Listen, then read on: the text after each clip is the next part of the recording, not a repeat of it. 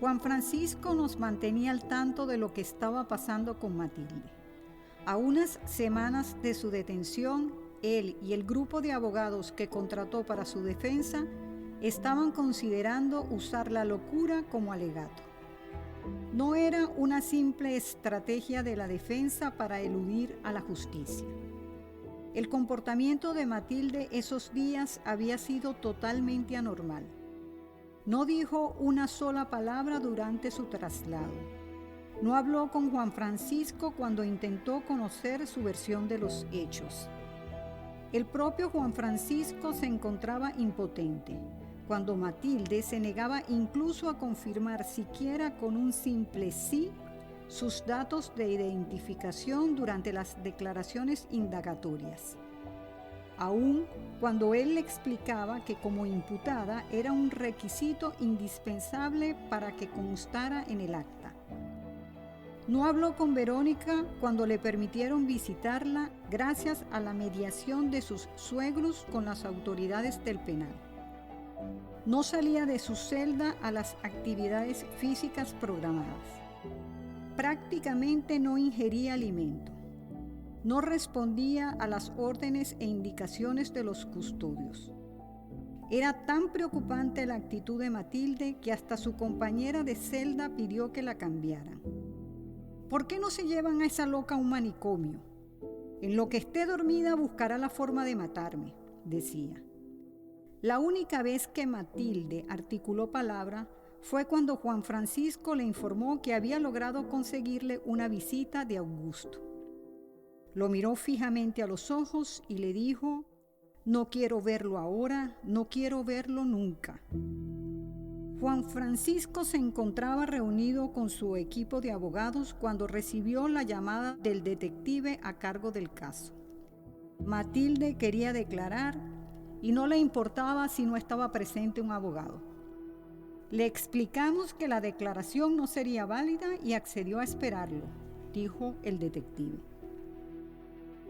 Juan Francisco contó que Matilde, luego de identificarse apropiadamente, comenzó su declaración diciendo: «Yo no tengo nada de lo cual arrepentirme. Yo soy un instrumento de justicia igual que ustedes». Luego añadiría: «Hay gente inocente, noble y útil que debería vivir y sin embargo está muerta. Yo no puedo ya hacer nada por ellos. Por eso me ocupo de la gente inocente, noble y útil que está viva. Los protejo, sobre todo de aquellos que les pueden hacer mucho daño». A pesar de los esfuerzos de Juan Francisco por guiarla durante el interrogatorio para que no emitiera testimonios comprometedores, Matilde hizo caso omiso a sus indicaciones. Comenzó a nombrar cada uno de los eslabones de su cadena de ajusticiamientos. Su primera víctima fue el joven que estuvo involucrado en el accidente de Carlos Daniel. Los otros dos se habían alejado suficientemente de la ciudad como para que Matilde les perdiera la pista. Pero este infortunado joven permaneció a su alcance. Durante 6 meses estudiaría sus movimientos y rutinas, las visitas a su novia, sus salidas con amigos, su horario de clases. Lo veía llevar la vida que debía estar llevando Carlos Daniel. Por eso le fue fácil determinar cuándo el joven bicicrosista estaría en esa carretera escarpada. Lo esperó en un rústico que le prestó inocentemente un antiguo compañero de su grupo. El vehículo tenía una de esas estructuras metálicas que refuerzan el parachoques. Matilde lanzó al joven por un despeñadero. Fue tan certero el golpe que la policía ni siquiera pudo determinar si se trató de un arrollamiento o una pérdida de control durante el recorrido. Le seguiría un médico del hospital que acostumbraba a practicar operaciones en estado de embriaguez. Una de esas operaciones terminó con la vida de una joven estudiante universitaria que había sufrido serios traumatismos en un accidente vial. El hospital se encargó de encubrirlo para evitar repercusiones legales. El médico ni siquiera fue suspendido y Matilde no iba a permitir que siguiera haciendo daño impunemente. Le hizo llegar un licor adulterado como un presente de Navidad que venía de parte de un antiguo paciente suyo. Su muerte no fue sorpresa para nadie. Ya sufría de una severa cirrosis hepática que acabaría con su vida tarde o temprano. Su tercera víctima fue Briceño. Cuando llegó al hospital con una pequeña taquicardia, vio la oportunidad de terminar de una vez por todas con el sufrimiento que este ser prepotente y déspota le causaba a su marido e incluso a su propia esposa. Le aplicó una dosis elevada de un medicamento contra la insuficiencia cardíaca, lo que le produjo un infarto fulminante.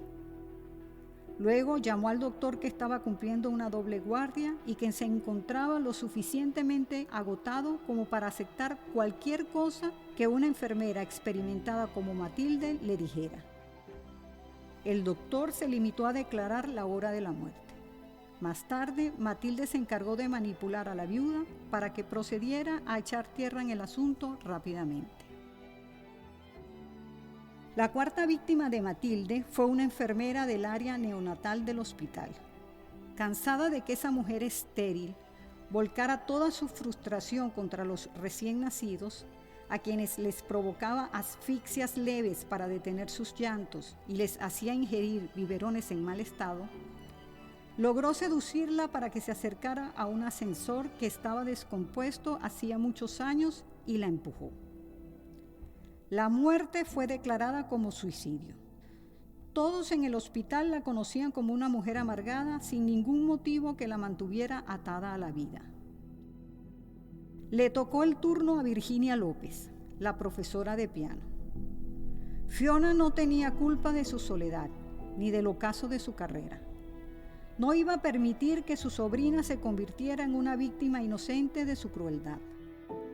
El día en que le dispensó la visita, se ganó su confianza. La inyección que le aplicó ese día correspondía a una de las dosis habituales que le había prescrito su médico. Pero pudo en esa visita determinar que se trataba de una mujer tacaña y avariciosa, que disfrutaba acumular fortuna, como si quisiera que la enterraran con ella al mejor estilo de los antiguos faraones. Le ofreció dosis gratuitas que podía sustraer del hospital y la ayudarían a ahorrarse algo de dinero. Le prometió mantenerle la provisión semanalmente, pero ya sabía que era cuestión de algunos días para que la dosis equivocada hiciera su trabajo. Por último estaba Gisela Castro, la única sobreviviente de esta historia. Tal como lo dedujo Juan Francisco durante su estadía en la casa de los Aristiguieta, en los días en que él y Verónica estaban de vacaciones, Matilde encontró el informe del detective. Lo que sucedió después ya era historia conocida por todos. Gracias a la confesión de Matilde, se abrió una averiguación en contra de los directivos del hospital, quienes fueron suspendidos de sus cargos, hasta tanto se aclararan las denuncias que surgieron durante el interrogatorio. Cuando Juan Francisco le contó todo a la familia, Augusto, quien ya se encontraba muy afectado por la negativa de Matilde a recibir sus visitas, no pudo soportarlo. Al día siguiente lo encontraron colgado en la sala de su casa. Había utilizado uno de sus cinturones para terminar con su vida. Fueron días muy difíciles para los Aristigueta. Verónica no cesaba de culparse. ¿Cómo no me di cuenta de lo que estaba pasando con mi hermana? ¿Cómo pude estar tan ciega?, se repetía. Durante esos días pensé mucho en las palabras de papá cuando estábamos en la granja. La culpa mal manejada puede ser un sentimiento muy lesivo. ¿Cuándo es bien manejada la culpa?, me preguntaba. Podría ser cuando te alerta de que estás poniendo en peligro un buen matrimonio y te aleja de la tentación, como le sucedió a Juan Francisco y su incipiente affair con Gisela Castro. O cuando te dice que estar enamorada es una cosa, pero convertirte en la amante de un hombre casado y luego pretender dar lecciones de moral a tu pequeño hijo no son compatibles. Sí, debe ser en esos casos que es bueno sentir culpa. Esos en que la culpa le envía señales de peligro a tu conciencia y te recuerda cuáles son los valores que rigen tu vida. Cuando te obliga a rectificar para no apartarte del camino. Entonces, ¿cuál es esa frontera en donde la culpa no es la consecuencia de una mala acción, sino por el contrario, es su causa? Como la culpa que me hizo ceder a la seducción de Gustavo, llegar a la cama con él como si se lo debiera por haberlo mantenido interesado por tanto tiempo, por haberme ayudado en el momento más difícil de mi vida y no haber cobrado lo justo por su trabajo. O la culpa por el hijo no nacido que llevó a Graciela a entregarle su destino a un hombre inseguro e incompetente que no podía ni siquiera hacerse cargo de sí mismo. O la culpa que sintió Liliana por no cumplir con las expectativas de sus padres y que la forzó a vivir una mentira durante tantos años y a abandonar a quien quizás pudo haber sido su compañera de vida. Y por último me pregunté, ¿dónde está ese punto de quiebre? Ese punto de no retorno donde la culpa se torna mortal. Ese que llevó a Reinaldo a la desesperación y lo hizo estrellarse en la autopista. Ese que le hizo pensar a Augusto que su cobardía y el haber usado a su esposa como sistema de drenaje debía pagarlo con su propia vida. Ese que convirtió a Matilde en juez y verdugo de sus víctimas porque no pudo con la carga de haber enviado a Carlos Daniel a su propia muerte. Mientras Matilde esperaba por el juicio que seguramente terminaría en una condena que la mantendría tras las rejas de por vida, Verónica la visitaba regularmente. Me contaría la misma Verónica que pese a su temor inicial, lejos de ser deprimentes, sus visitas al penal la reconfortaban. Matilde estaba distinta. Ahora caminaba erguida. Su piel y sus ojos estaban brillantes. Sonreía a menudo. Hasta me atrevería a decir que es feliz, me dijo. Sus compañeras del penal la tratan como a una líder, la llaman la doctorcita.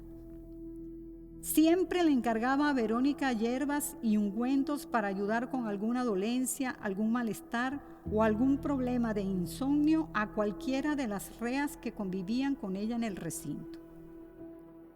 Qué ironía, pensé. Ahora que Matilde está presa, por fin terminó su condena. La verdad os hará libres. Juan 8:32.